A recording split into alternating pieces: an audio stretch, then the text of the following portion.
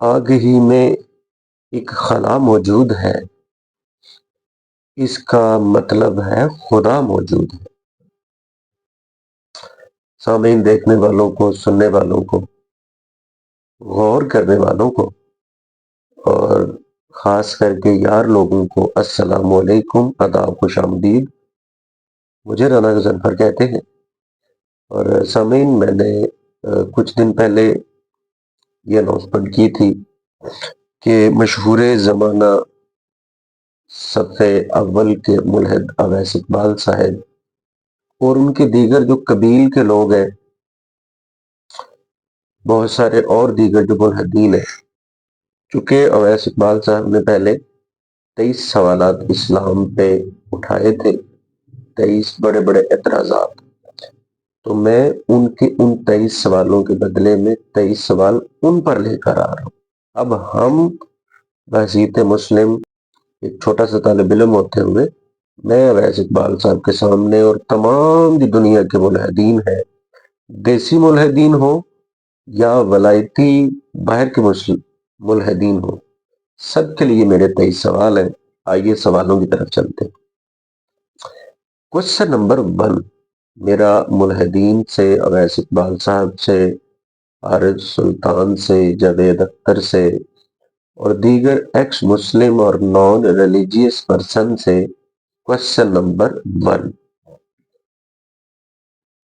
जैसा कि आप लोग ये मानते हैं, मुल्हिदीन मानते हैं और दीगर लोग भी मानते हैं कि 13 अरब 80 करोड़ साल पहले बिग बैंग हुआ, उसके नतीजे में ये मटेरियल वर्ल्ड मार्ज़े वजूद में आया।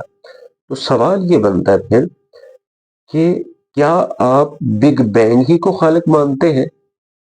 क्योंकि बकौल आपके सब कुछ बिग बैंग से तख्लीक हुआ है। क्वेश्चन नंबर 1, क्या आप बिग बैंग ही को खालिक मानते हैं? क्योंकि डायरेक्टली ना सही, इनडायरेक्टली तो आपका खालिक बिग बैंग ही हुआ। क्वेश्चन नंबर 2, बिग बैंग से पहले जो सिंगुलैरिटी थी, जो सिंगल डेंस पॉइंट था, वो खुद कहां थी? क्वेश्चन नंबर 2, कि बिग बैंग से पहले सिंगुलैरिटी खुद कहां एग्जिस्ट करती थी? सामीन, आगे बढ़ते हैं। क्वेश्चन नंबर 3 ये है कि क्या सिंगुलैरिटी जो थी वो नथिंग से मार्ज़े वजूद में आई? देखें, क्योंकि दो ही सूरतें हैं, या तो सिंगुलैरिटी नथिंग से मार्ज़े वजूद में आई है या सिंगुलैरिटी कहीं एग्जिस्ट करती थी। आप क्या कहते हैं? क्वेश्चन नंबर 4, अगर आप ये कहें कि सिंगुलैरिटी अदम से नहीं बनी, ये नुक्ता समझिएगा कि अगर मुल्हिदीन आप लोग ये कहें कि सिंगुलैरिटी अदम से मार्ज़े वजूद में नहीं आई, इसका मतलब ये हुआ कि सिंगुलैरिटी पहले कहीं वजूद रखती थी। अब सवाल ये है कि आप मुल्हिदीन बताएंगे कि बगैर वक्त और स्पेस के वो सिंगुलैरिटी कहां वजूद रखती थी? सामिन, स्टेप बाय स्टेप में आगे जा रहा हूं। क्वेश्चन नंबर 5 मुल्हिदीन से मेरा क्वेश्चन नंबर 5 है, सिंगुलैरिटी को होने का, यानी जब वो ब्लास्ट हुआ जिसका वॉल्यूम 0 था और डेंसिटी जो है वो इन्फिनिट थी, उस सिंगल डेंस पॉइंट का सिंगुलैरिटी का जो हुक्म है वो कहां से आया है? क्वेश्चन नंबर 5 कि सिंगुलैरिटी को हुक्म कहां से मिला होने का? क्वेश्चन नंबर 6, बिग बैंग कराने वाले अवामल जो थे, फैक्टर जो थे, एनर्जी कह लें या फोर्सेस कह लें, अगर उन्होंने बिग बैंग होने में मदाखलत की है तो इसका मतलब है कि बिग बैंग कराने वाले जो अवामिल थे, उनको आप जो भी नाम दें, वो अवामिल किसी वक्त और स्पेस में रहकर ही मदाखलत कर रहे थे ना। अब बताएं کہ وہ کس وقت اور سپیس میں رہ کر ان عوامل نے مداخلت کی. کوشچن نمبر 7 بگ بینگ کے حوالے سے کہ بگ بینگ کرانے والے جو عوامل تھے بالفرض اگر وہ موجود تھے، جو کہ موجود تھے کیونکہ بگ بینگ تو ہوا، تو پھر کیا وقت اور سپیس لازمی قرار نہیں پا جاتے کہ کوئی ان نون وقت اور ٹائم اور سپیس جو ہے کیا وہ پھر ضروری قرار نہیں پاتے؟ کوشچن نمبر 8 آپ ملحدین یہ ماننے میں کیوں عار محسوس کرتے ہیں، کیوں حرج محسوس کرتے ہیں کہ سنگولیرٹی نامعلوم وقت اور نامعلوم سپیس میں تھی؟ دیکھیں سادہ سی بات ہے کہ یہ بات مان لینے میں کیا پرابلم ہے کہ سنگولیرٹی کسی نامعلوم ان نون ٹائم اور سپیس میں تھی؟ پرابلم کیا ہے؟ آگے بڑھتے ہیں سامنے کوشچن نمبر 9 کی طرف. میرا بڑا سادہ اور مدلل سوال ہے ملحدین سے اور ایس اقبال صاحب سے. اگر سنگولیرٹی نتھنگ سے مارز وجود میں آئی، یعنی دیکھیں دو ہی صورتیں ہیں نا، اگر سنگولیرٹی نتھنگ سے مارز وجود میں آئی ہے پھر تو مذہب کا مقدمہ کن فیکون اور بھی ثابت ہو جاتا ہے. کیا کہیں گے؟ کیا سنگولیرٹی عدم سے مارز وجود میں آئی ہے؟ اگر عدم سے مارز وجود میں آئی ہے تو مذہب اسلام کا مقدمہ کن فیکون اور بھی اچھی طرح سے ثابت ہو جاتا ہے. اس کے بارے میں کیا کہیں گے؟ کوشچن نمبر 10 سوال نمبر 10 ہے. دیکھیں ملحدین کے مطابق کائنات کی توجیہ کیا ہے؟ کائنات اور انسان کا مقصد کیا ہے؟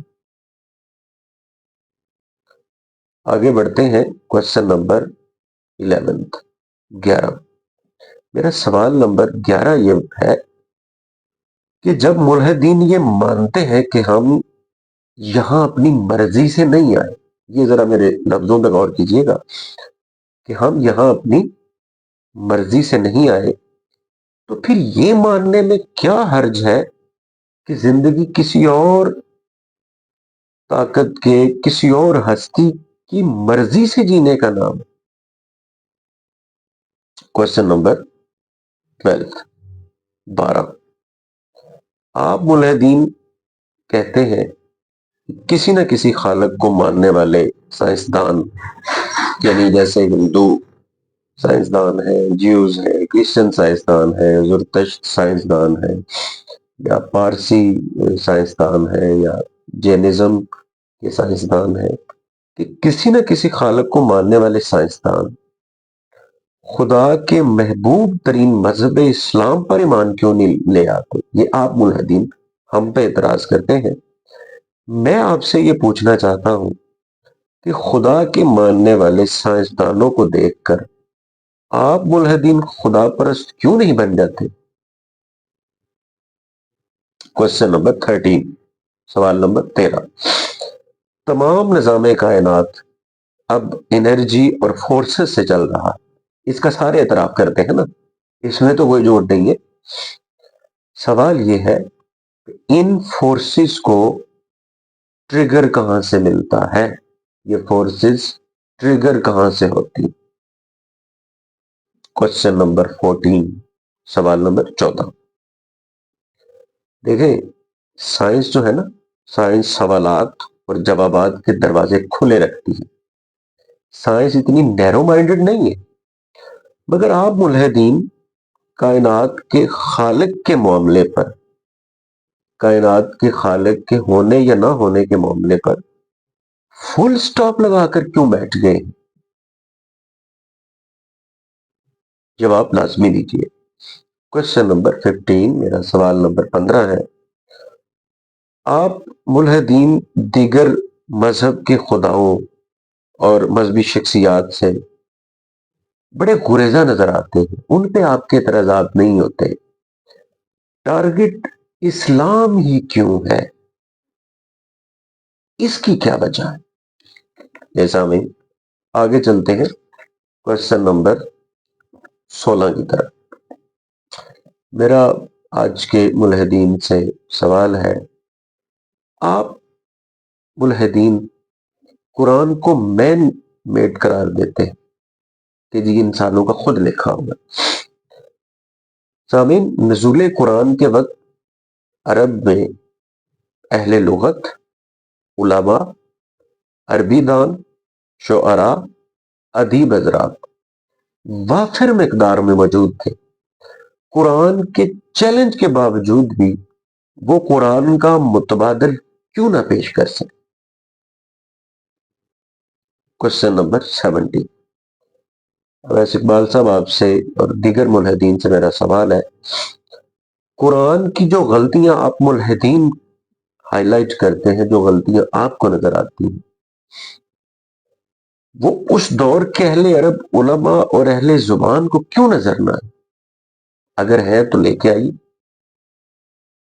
Question number 18। मुल्हिदीन से सवाल है, आप मुल्हिदीन इल्जाम लगाते हैं कि रिसालत माब सल्लल्लाहु अलैहि वसल्लम की पेशन गोइयां और साइंसी नौइयत के दावे और दीगर कुरानी मालूमात ये यूनानी और दीगर तहजीबों से कॉपी पेस्ट चीजें हैं, इल्जाम लगाया जाता है। सवाल यह है कि मगर आप वो सोर्स नहीं बताते जिससे आप सल्लम तक ये मालूमात पहुंची। क्यों? क्या ये इल्मी खयानत नहीं है? Question number 19। आगे बढ़ते हैं। 19वां सवाल मेरा ये है, कभी आप मुल्हिदीन कहते हैं कि कुरान बाद वालों ने 8वीं सदी में तराश खराश कर लिखा है, तैयार किया है। कभी आप कहते हैं कि कुरान मजीद आप सल्लल्लाहु अलैहि वसल्लम की जाती इजाद है। आपके मौक़िफ़ में तज़ाद क्यों है? जवाब दीजिए। सामीन, सवाल नंबर 20 की तरफ बढ़ते हैं। एक सीक्वेंस के साथ मैं चल रहा हूँ। अवैस इकबाल साहब, हारिस सुल्तान साहब, जावेद अख्तर साहब और दीगर नॉन रिलीजियस और एथिस्ट तबके से मुखातिब हूँ। आप मुल्हिदीन कहते हैं कि इल्हाद मजहबी खुदाओं का इनकार है। तो इसका मतलब फिर ये हुआ कि खुदाओं का या खुदा का तस्वर पहले से मौजूद था। और ये भी कहा जा सकता है कि जो इल्हाद है वो बाद में मार्ज़ वजूद में आया। अब सवाल ये है कि क्या ये माना जा सकता है कि इल्हाद तो खुद एक बिदअत का नाम? जवाब दीजिएगा। Question number 21। 21 की तरफ बढ़ते हैं। यूरोप और जो अहले मगरब के मुल्हिदीन हैं, वो साइंसी विजन के साथ इल्हाद का मुकदमा रखते हैं और गौर फिक्र का दरवाजा भी खुला रखते हैं। जबकि जो हमारे देसी मुल्हिदीन है, उसमें पाकिस्तानी मुल्हिदीन और दीगर जगहों के, वो सिर्फ मजहब पर या मज़ाहब पर तनकीद बराए तनकीद क्यों करते हैं? बहुत अहम सवाल है, जवाब के हम मुंतजर रहेंगे। Question number 22। 22। मुल्हिदीन, खास करके देसी मुल्हिदीन, इनकी जुबानों से मजहब के खिलाफ घटिया तंज, बेहुदा मिसालें, गैर मेयारी और इखलाक से गिरी हुई जुगतें, फजूल लफाजी, गालम गलोच सुनने को मिलती है। मेरा सवाल ये है कि क्या इल्हाद का असल चेहरा यही है? जवाब दीजिए। सामीन, क्वेश्चन नंबर 23, आखिरी सवाल है कि मुल्हिदीन अपनी खुद साख्ता इखलाकियात, जीने मरने के ज़वाबित, जिंदगी के तमाम शोबाजात के लिए कवानीन और आइन और तरीके कहाँ से लेते हैं? और दूसरी बात कि ये अखलाकियात جینے مرنے کے ضوابط اور طریقے، قوانین اور آئین اگر ان کے پاس نہیں ہے تو یہ کب مرتب کریں گے تاکہ نئے آنے والے ملحدین کے لیے آسانی رہے؟ سامعین، کئی سوالات میں نے رکھ دیے ہیں. ان سوالات کو آپ ہمارے چینل جی اے رانا آفیشیل پہ بھی دیکھ سکتے ہیں، اور میں آپ سے اس بات کے ساتھ یہ میسج ختم کرتا ہوں کہ ان سوالات کو زیادہ سے زیادہ لوگوں تک شیئر کیجیے گا. جو لوگ ابھی تک ہمارے چینل پر نہیں آئے وہ لازمی جی اے رانا پر تشریف لائیے